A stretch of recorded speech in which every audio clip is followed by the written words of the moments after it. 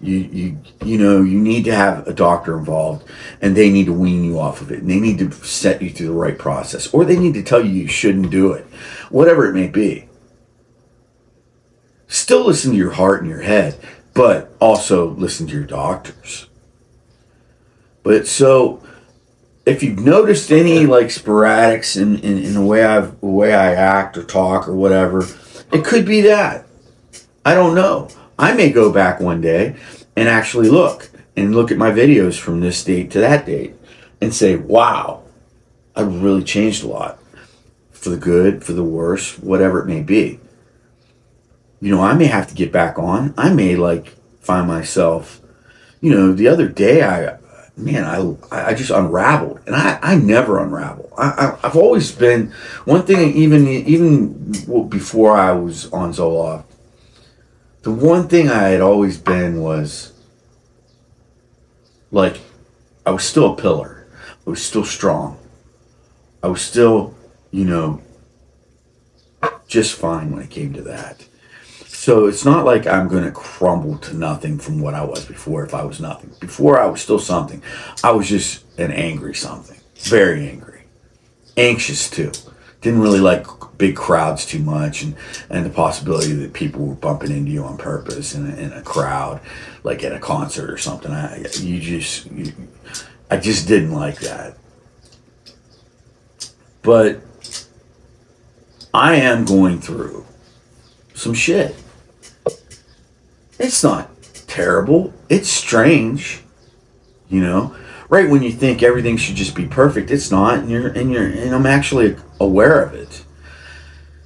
I was always a big fan of Zoloft and what I was on, because I felt like it really helped me. I could still concentrate. I could still do a lot of things. Shoot, I created a business through that period. I did not have my occupation that I have now, my business I own and what I do, which is something that I design in my head, by my hands, make it, handle the customer service, do the sales, process the shipping, and then deal with the books and everything afterwards, and keep it going. I did and do all that while under Zoloft. So let me tell you right now, I'm a walking advertisement that you can be successful and you can do good things, big things, while being medicated. So I wasn't a zombie in that sense, but I feel I was a zombie in the sense that it was still holding me back a little, keeping me from doing things or wanting to do things that I probably should have done or been doing. And if you don't need to be medicated, why would you medicate? That makes no sense. So I need to know, do I need to be medicated? So I'm feeling like I'm getting past the whole withdrawal aspect of it all. Because, man, when you're on it for 10 years, like, that was another thing I did the research on, and I found out, like,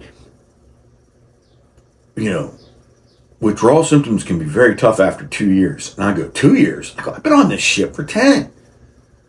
And then they're like, if on 10, who knows? Well, they don't even freaking know. It's crazy. And there's so many people out there that are just on really strong stuff. High levels of Prozac, because Prozac's one of the strongest. But lithium and crazy stuff, or just Xanax, period. That's crazy. I could not imagine Xanax being my medication. Because that stuff works, but it's strong, and it really calms you down way too much. That's zombie stuff. But I wanted to share with you guys, hey, everybody wants to get on camera and they want to say, look how great my life is. I don't want to be that guy, because my life isn't great. I don't speak to most of my family. I feel like it's their fault, but it's largely to do with me, because I'm not speaking to them, so that's my fault too. Now, I just don't like a lot of them. And I think they make bad judgments, and their bad judgments have poured over into my life. And I just can't, I try to push all toxic relationships out of my life, whether they're family or friends. Then, I've got friends that they'll just disappear, ghost you. They'll just go away. And you don't know why. And then, so all you can do is say, well, it must be me. I must have done something. But you don't know what that something is. Or you know and you're in denial about it. But I have that going on. What else? And then you have shitty friends that aren't really friends. Watch out for those guys. Because you hold on to them. You know, it's like you don't want to throw anything away around your house or something. You collect or you hoard. You can hoard friendships, and hoarding friendships is much more dangerous than hoarding newspapers and magazines and milk cartons. Trust me. Because they're still in your life and they're not good for you if they're not really part of your life and they're not really friends. So watch those. I'm getting rid of those. I'm purging all that crap. I don't want those people in my life anymore. At all.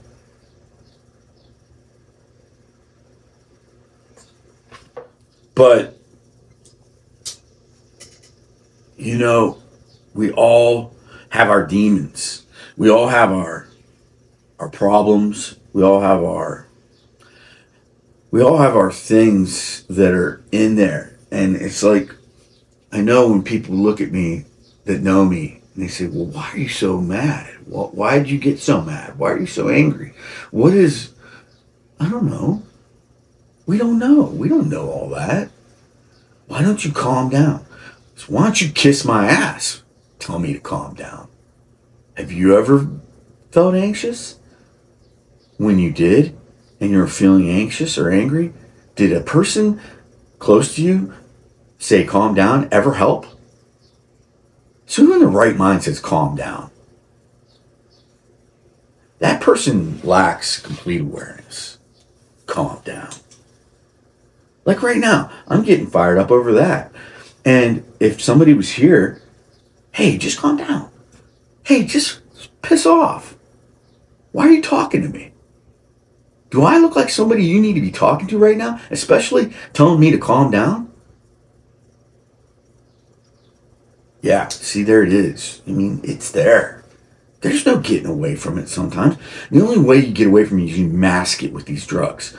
And who are you masking it for? You know? Who am I hurting getting mad about that? I'm not hurting anybody. Maybe myself a little by letting myself get mad like that.